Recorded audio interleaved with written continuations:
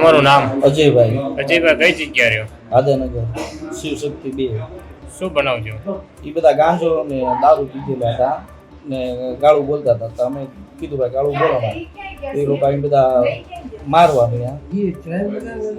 પછી 25 જણા હતા.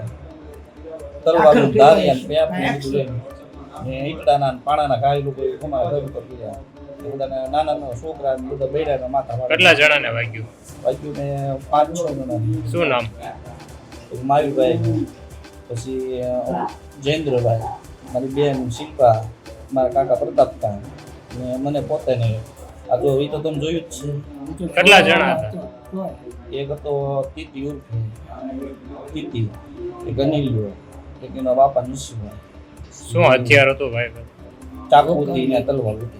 પછી એક કુંભાર, પછી એક હાર્દિક, પછી એક આશીષ, એવા 5-6 જણાના તમે ઓળખું જ છો. પછી એક ઓલો ચોકમાં રહે એનું નામ તો નથી આવડતું, ચોકમાં બીજા 2-3 રહે છે એ હતા.